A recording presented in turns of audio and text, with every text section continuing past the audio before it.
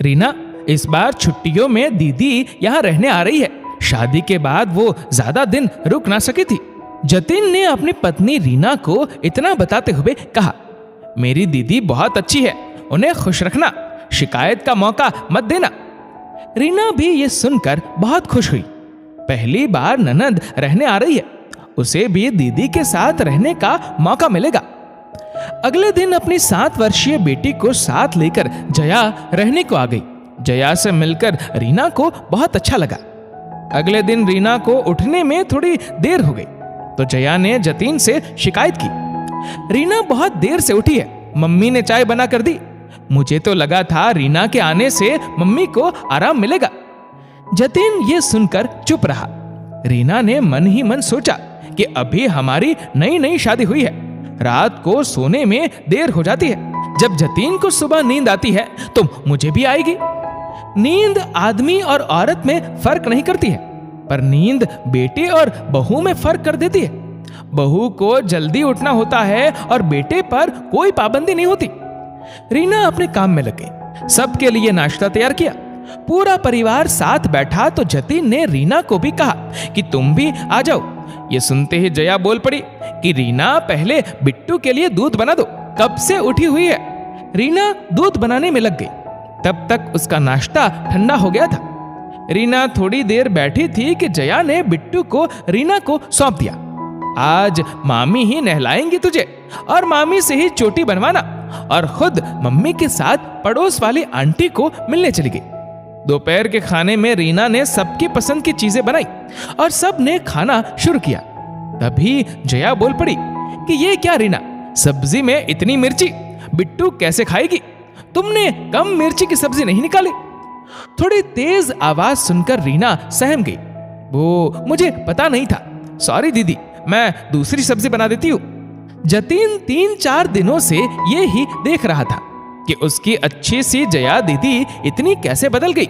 वह हर बात पर रीना को कम साबित करने पर तुली हुई थी, बेवजह डांट रही थी। दीदी उससे 5 साल बड़ी है। वो दीदी का पूरा सम्मान करता है।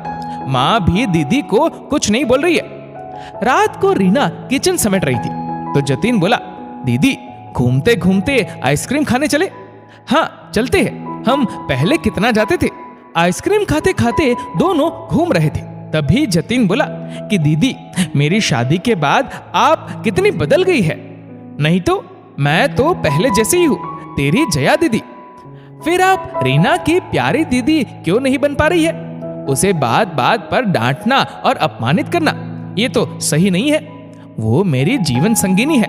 मेरी तरह आप उसे प्यार नहीं करती है, उसका मान नहीं रखती है। जया ये सुनकर चुप हो गई। उससे गलती हो तो आप उसे प्यार से भी कह सकती है, जैसे मुझसे कहती है।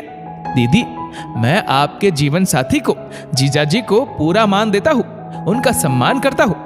अगर जरा सी भी कभी भूल हो जाती है तो आपको बहुत बुरा लगता है, तो उसी तरह आप मेरी जीवन संगिनी का अपमान करती है तो मुझे बहुत बुरा लगता है, बर्दाश्त नहीं होता है। जिस तरह आपके जीवन साथी की अहमियत है, उसी तरह मेरे जीवन साथी की भी अहमियत है। आप इस तरह का व्यवहार करेगी तो रीना आपका कैसे सम्मान करेगी? मैं नहीं चाहता कि मेरी प्यारी दीदी का कोई अपमान करे। आप तो इतनी अच्छी है, समझदार है। आपकी कितनी तारीफ मैंने रीना से की थी, आप तो उसके विपरीत व्यवहार कर रही है। ये सब मुझे रीना ने नहीं कहा, मैंने खुद महसूस किया है।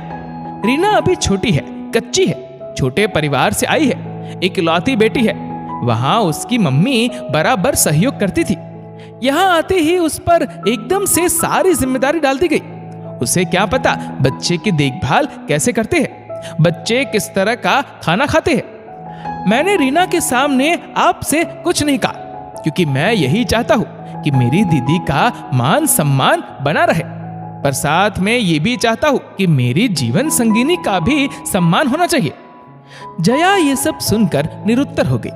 मेरे भाई, तूने मुझे संभाल लिया, मेरी आंखें खोल दी।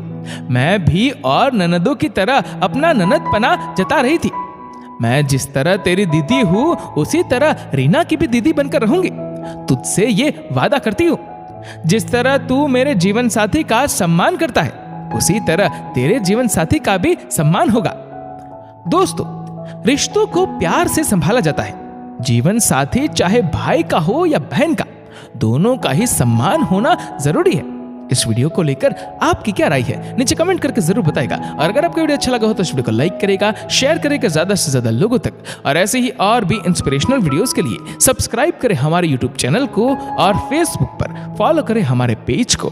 धन्यवाद।